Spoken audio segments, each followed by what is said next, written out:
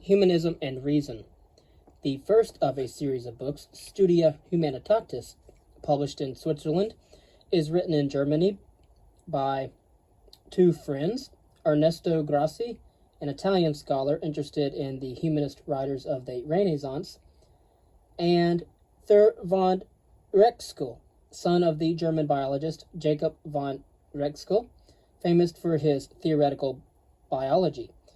The book, which von Ursprung and Grenzen der Geisteswissenschaften und Naturwissenschaften,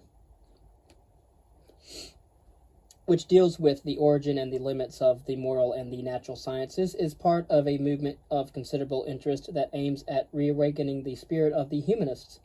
This neo-humanist movement is characteristically Central European, born of the disasters suffered by the continent during this century, and although the book under review is not only scholarly but also serene, some of its moods and some of the conclusions drawn may be difficult to appreciate for those who have no personal knowledge of the shattering experience of social disintegration through which it was the lot of these European thinkers to live. The neo-humanist movement is inspired by the conviction shared by a number of other movements that it knows both the causes and the cure of the widespread depravity and perversion of everything human which Central Europe has had to witness during the First and Second World Wars. Its message is that only the understanding of man and his essential nature, his cultural creativity, can bring relief to our ills, and it tries, as it made clear by Grassi's introductory remark, to take up again the task of developing a philosophy of man and of that important human activity, science. Science, according to this philosophy, is to be reinterpreted as a part of humanism, consequently a meaning of humanism and of humanistic, which confines humanism to the humanities, that is, to historical, philological, and literary studies, is rejected as too narrow.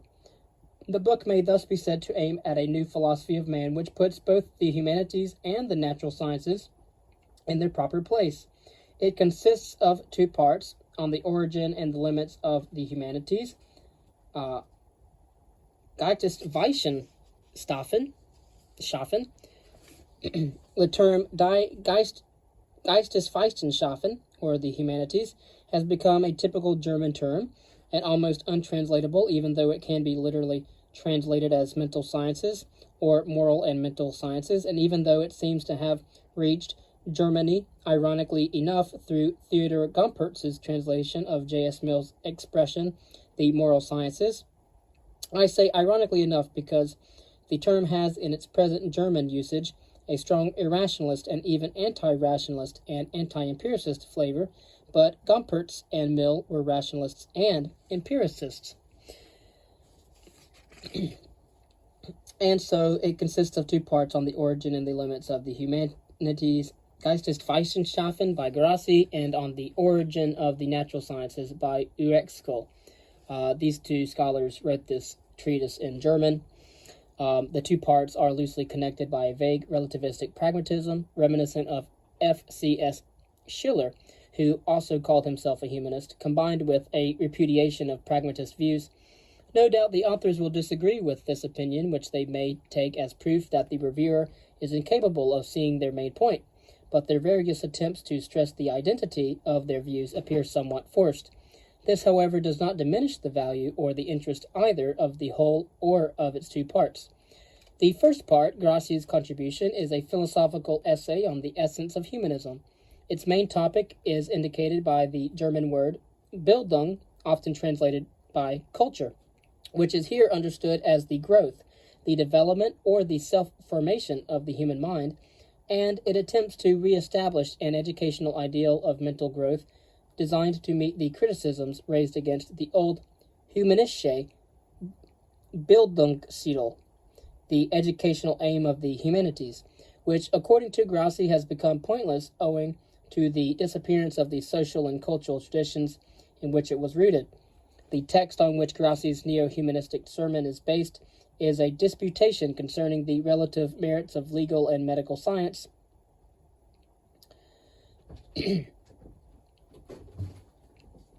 Of course, Grassi takes this as a discussion of the relative merits of the humanities and the natural sciences, and as a vindication of the claim of the humanities to superiority.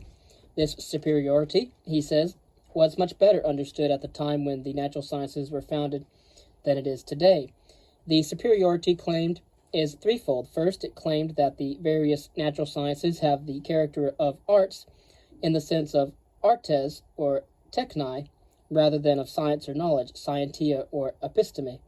This means, in Salutati's view, that they have to take their principles, corresponding to Bacon's middle principles, from elsewhere, i.e. from philosophical knowledge, and that they are therefore logically inferior to those disciplines which establish their own principles. This view derives from Aristotle, and was shared by contemporaries of Salutati, as well as by later thinkers such as Leonardo da Vinci. Of course, this Saluti's De Nobilitate Legum et Medicinae was written in 1390, and it was published in the middle of the 15th century in Florence. Together with Petrarch's famous attack on medical men, it is perhaps the earliest ancestor of Kant's Straight der Fakultaten. Secondly, it is claimed with Francis Bacon that the natural sciences are arts, or artes, in the sense of techniques, or rather technologies, that give us power. But such power is not, as Bacon thought, knowledge, for true knowledge springs from first principles, rather than from secondary or middle principles. Thirdly, although these technologies may be the servants of man, and although they may be of some help to him in his ultimate and essential task of furthering his mental growth, they cannot carry him on to the fulfillment or satisfaction of this task, for they inquire into reality only within the narrow limits of their particular secondary principles, without which their efforts would be pointless. As opposed to all this, legal science, which is political science, is the science of right and wrong. As such, it is not only useful to man, but useful in an essential sense, for it saves his humanity, it aims at his completion. Only by leaving the primitive jungle or bush and settling in ordered political communities do men transcend the beasts, as Protagoras taught. This is the first step in their mental growth and the basis of all others, and human history is nothing but the success or failure of man-designed norms, enabling community life in the political and social spheres to proceed. This is by no means a complete outline of Grassi's contribution, which deals at length with such problems as the Aristotelian doctrine that all poetry is imitation, with problems of the theory of tragedy, especially that of catharsis, and with the philosophy of time. Yet the discussions of these latter topics suffer severely from insufficient clarity and coherence. They do not, in my opinion, shed new light on the problems discussed, even though they contain some interesting asides.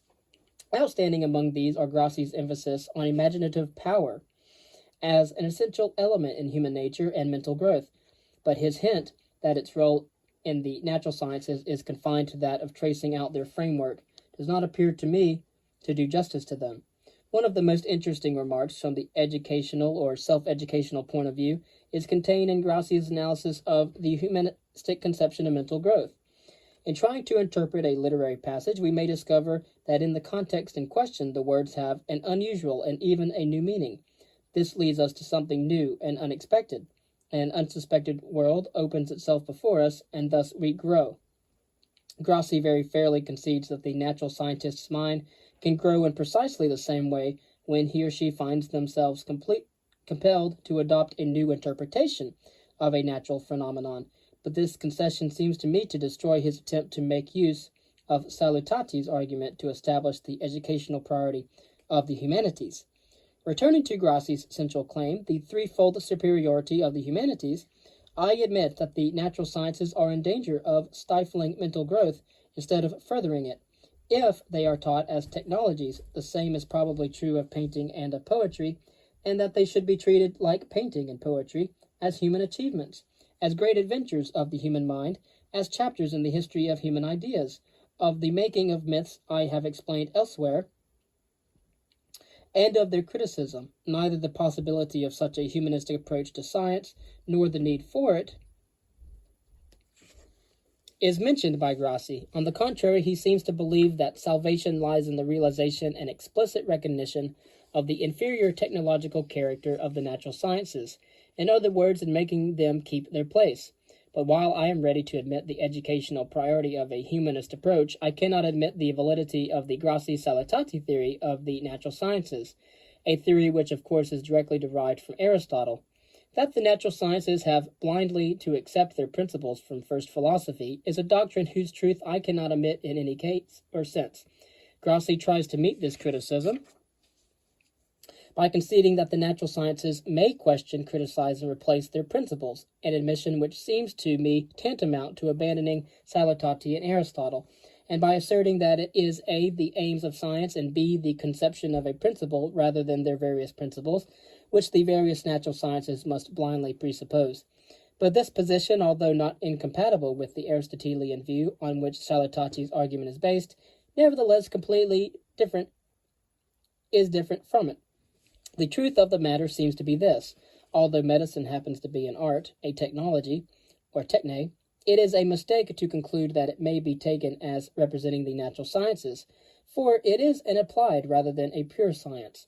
As to the latter, I agree that natural science, as opposed to pure mathematics, is not scientia or episteme, not, however, because it is a techne, but because it belongs to the realm of doxa, just like the myth which Grassi rightly values so highly.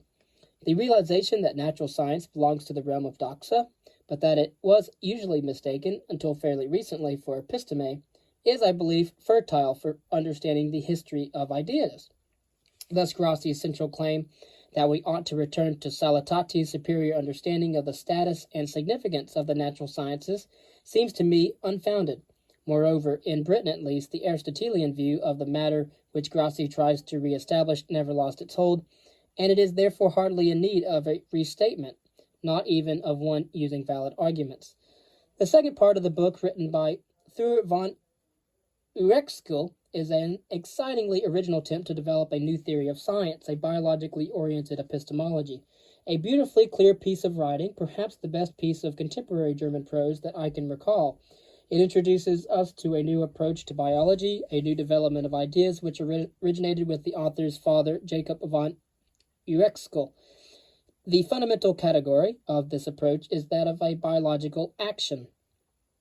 To explain it, we may perhaps start from the obvious fact that the natural sciences tried to describe and explain the behavior of things under various conditions, and especially any order or regularity which may be discovered in this behavior. This is true for physics, chemistry, and biology. In the biological sciences, we are interested in the behavior of organs, tissues, cells, and, of course, whole organisms.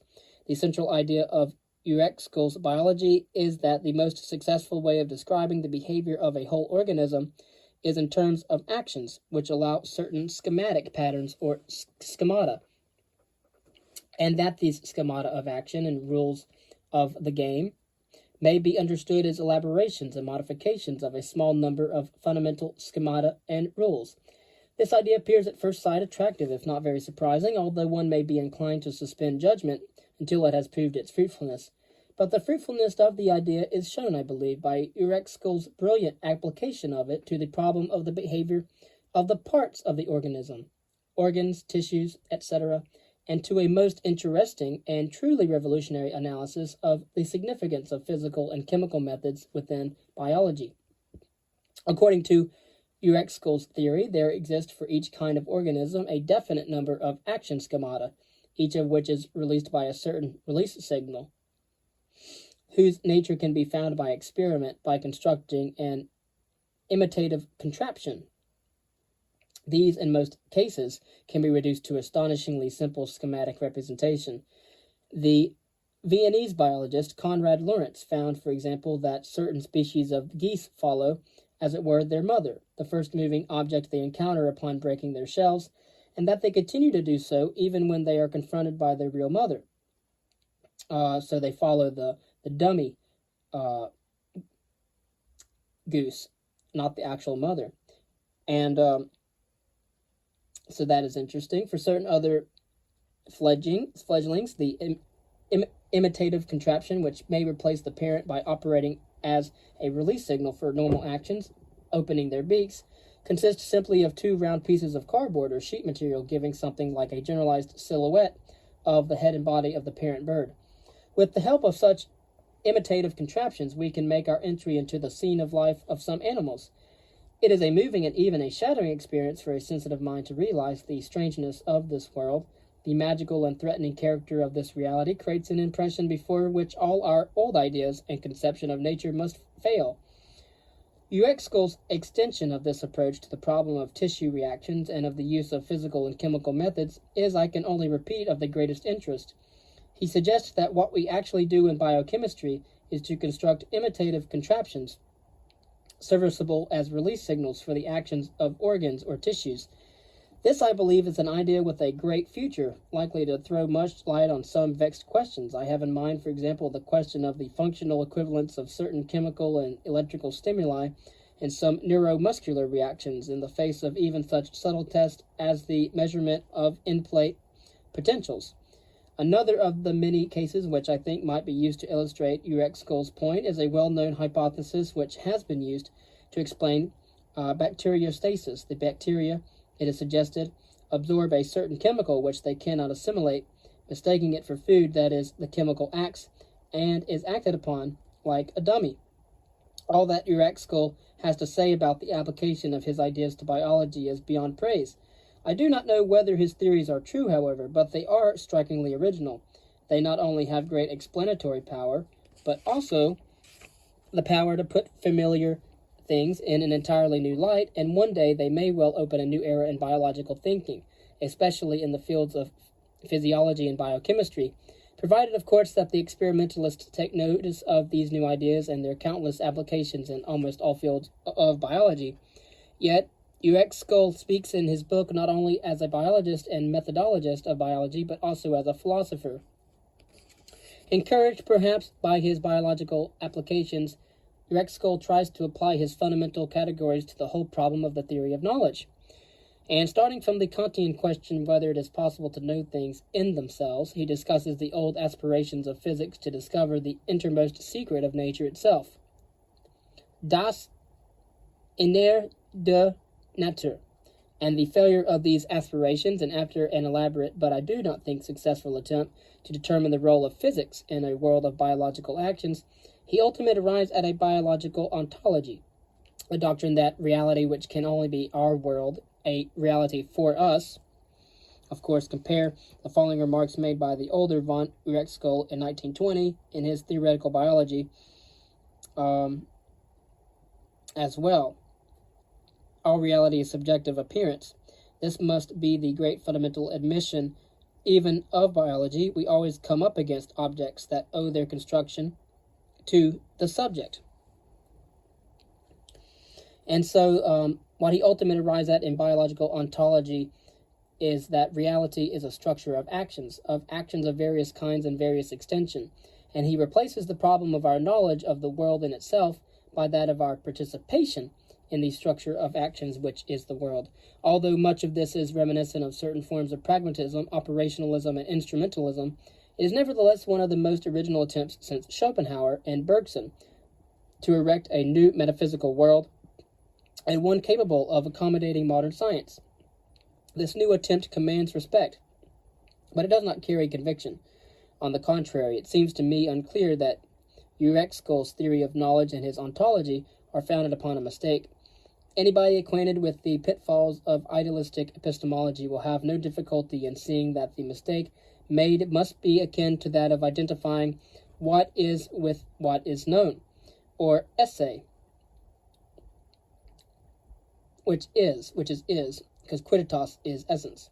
So this led to Berkeley's esse percipi, as well as to Hegel's esse concipi, and it now leads to a biologist for whom knowledge is rightly a kind of action to esse agi, or i.e. to the doctrine that reality is the thing acted upon, or the object in the way of action, or a factor, the situational factor of the schemata of our biological actions.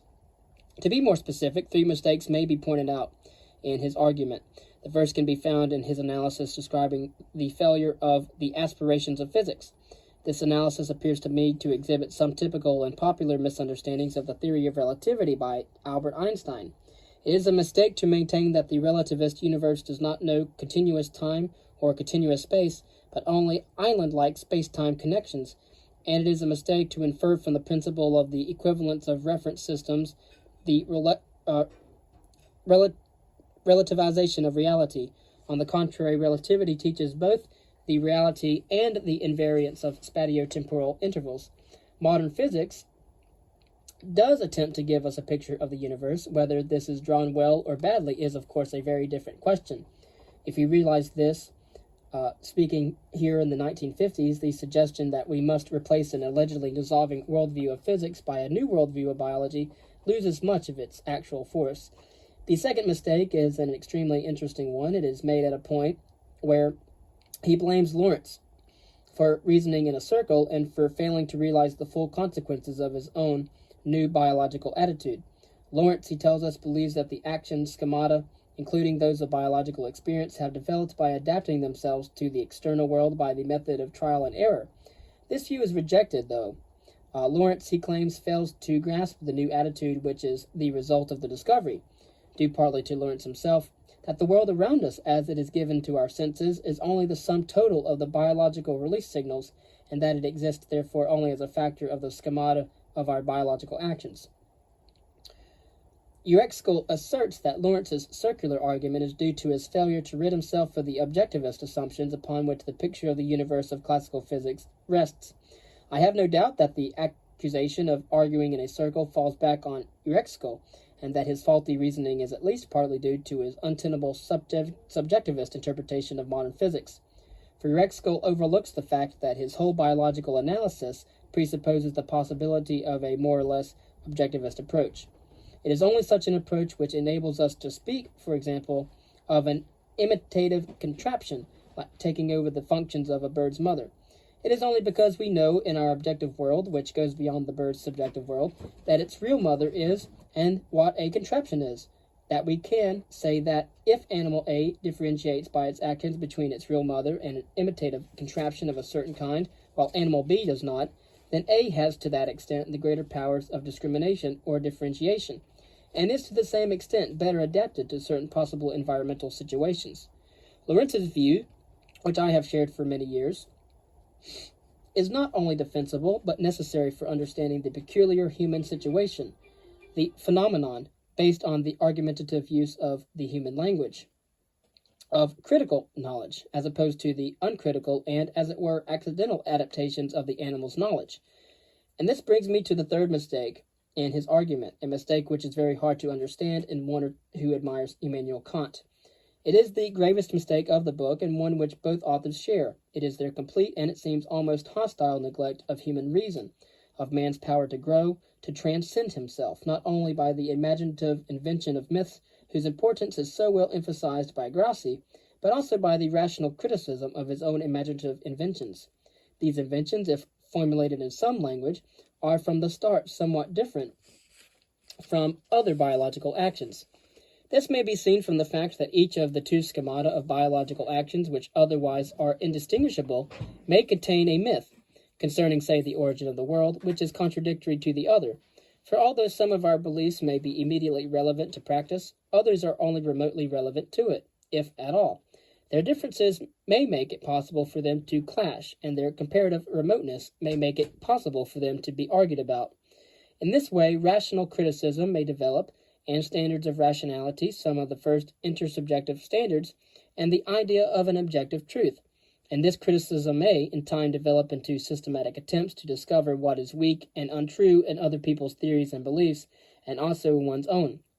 It is by this mutual criticism that man, if only by degrees, can break through the subjectivity of a world of biological release signals, and beyond this, through the subjectivity of his own imaginative inventions, and the subjectivity of the historical accidents upon which these inventions may in part depend.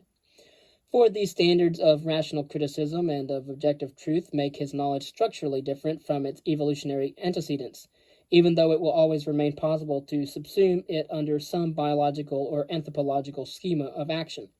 It is the acceptance of these standards which creates the dignity of the individual man, which makes him responsible, morally as well as intellectually, which enables him not only to act rationally, but also to contemplate and adjudicate adjudicate and to discriminate between competing theories. These standards of objective truth and criticism may teach him to try again and to think again, to challenge his own conclusions, and to use his imagination in trying to find whether and where his own conclusions are at fault. They may teach him to apply the method of trial and error in every field, and especially in science, and thus they may teach him how to learn from his mistakes and how to search for them. These standards may help him to discover how little he knows and how much there is that he does not know. They may help him to grow in knowledge and also to realize that he is growing. They may help him to become aware of the fact that he owes his growth to other people's criticisms, and that reasonableness is readiness to listen to criticism. And in this way they may even help him to transcend his animal past, and with it that subjectivism and voluntarism in which romantic and irrationalist philosophies may try to hold him captive. This is the way in which our mind grows and transcends itself. If humanism is concerned with the growth of the human mind, what then is the tradition of humanism if not a tradition of criticism and reasonableness?